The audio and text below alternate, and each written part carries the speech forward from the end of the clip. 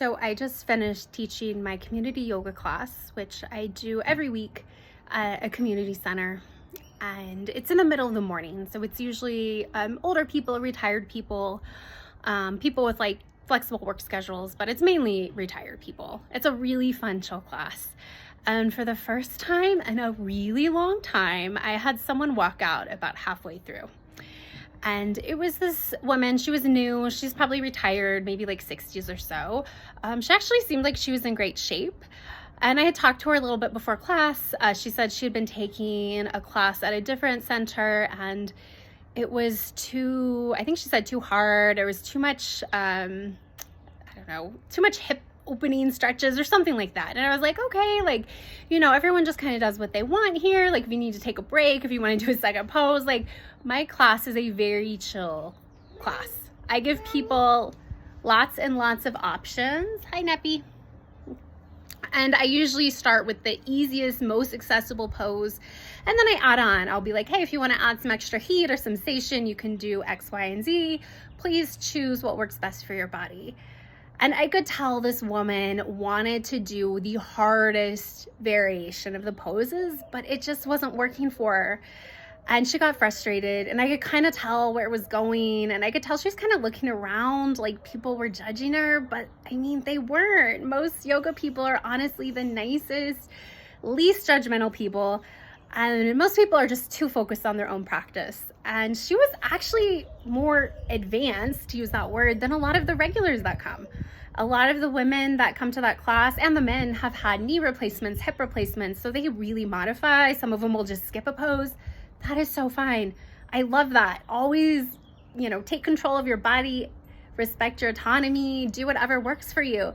But I could tell her ego was getting in the way, and about halfway through, she rolls up her mat, like packs up her blocks, like kind of throws off the whole energy of the class. People are watching her leave. I'm always like, should I say something or not? But I didn't really want to add any more energy to her in that situation, so I just kind of let her go. And, it was fine, but it just kind of threw off the energy. And because it's a community class, people don't pay for it. It's not like a drop-in where you pay like $20 or so. I have noticed at studios that doesn't happen as much because people usually want to at least stay if you're paying for it. So that is something that does happen more in a community setting.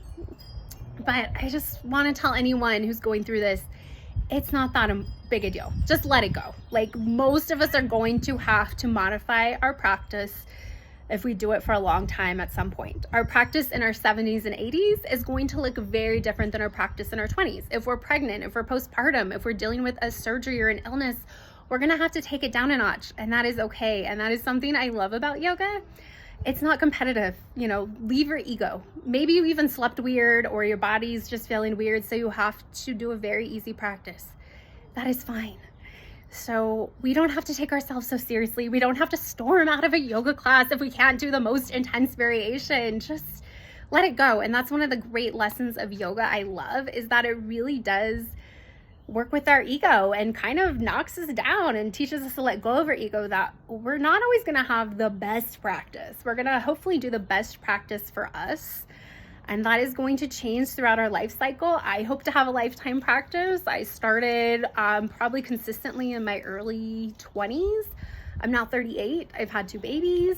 I've had to deal with pregnancy, postpartum, lack of sleep. Sometimes I feel like I haven't slept for a week and I'm going into psychosis. So that's going to change my practice. I don't have, an hour to do a really intense practice, but I'll try to find 10 minutes to do maybe a more restorative or a yen-based practice. So just want to let you know, adults, we take ourselves so seriously.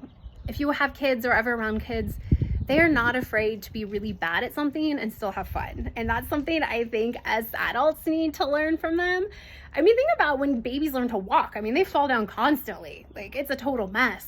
But if they were worried about being the best or looking silly, they'd never learn to walk. And I think we need to remember that. We need to go in with a lighthearted attitude and not be attached to our ego that something should be this way or that way, and just have fun, because we're just having a human experience. That's what I think. We're spiritual beings having a human experience. It is not that serious. Just have fun and just let it go. Peace.